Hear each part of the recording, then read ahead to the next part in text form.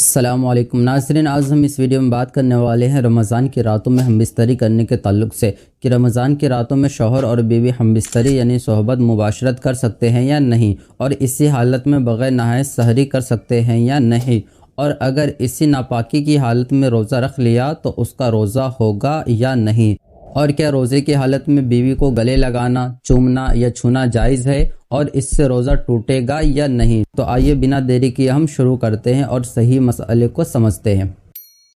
بسم اللہ الرحمن الرحیم۔ سوال نمبر 1، کیا رمضان کی راتوں میں شوہر بیوی ہم بستری کر سکتے ہیں یا نہیں، اور اگر کر لیے تو اس حالت میں بغیر نہائے سحری کر سکتے ہیں یا نہیں، اور اسی حالت میں روزہ رکھے تو روزہ ہوگا یا نہیں؟ جواب،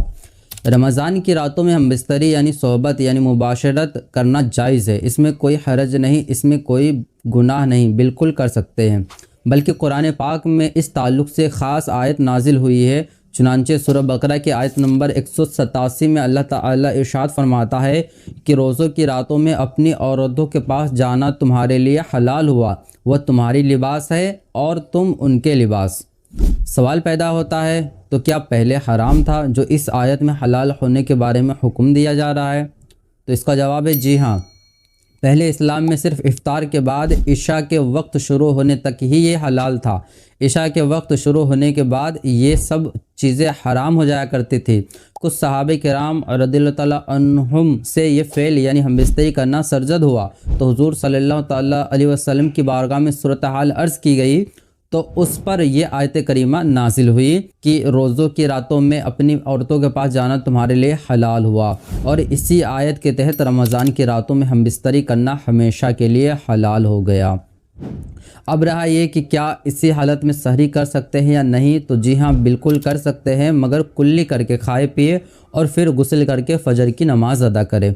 اور کیا اسی حالت میں بغیر نہائے روزہ رکھ لے تو روزہ ہوگا یا نہیں؟ تو اس کا جواب یہ ہے کہ روزہ تو بالکل ہو جائے گا، اس میں کوئی خرابی نہیں، کیونکہ روزے کے لیے ضروری ہے کہ اپنے آپ کو جان بوجھ کر کھانے پینے اور جماع سے روکے رکھے، لیکن چونکہ غسل نہ کریں گے تو نماز ادا نہیں کر پائیں گے، تو نماز چھوڑنے کا گناہ ملے گا اور روزے میں نورانیت بھی نہیں رہے گی۔ یعنی اس حالت میں بغیر نہائے روزہ رکھ لیا تو روزہ تو ہو جائے گا، مگر غسل کرنے میں دیری کرنے کا گناہ اور نماز نہ پڑھنے کا گناہ ضرور ملے گا۔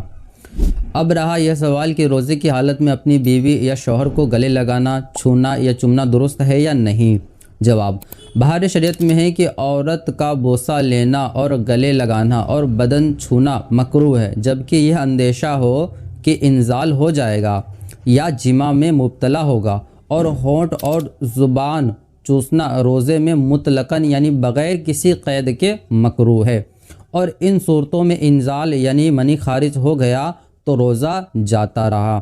خلاصہ معلوم ہوا کہ روزے کی حالت میں اپنی بیوی کو گلے لگانا یا چھونا یا رخسار وغیرہ کو چومنا جائز ہے، اور اگر یہ اندیشہ یعنی ڈر ہو کہ اگر ہم انہیں چھوئیں گے یا گلے لگائیں گے یا چومیں گے تو انزال ہو جائے گا یا ہم بستری کرنے کا خیال زیادہ ہوگا، اس طرف زیادہ جائے گا، تو پھر گلے لگانا یا گالوں کو چومنا مکروہ ہوگا،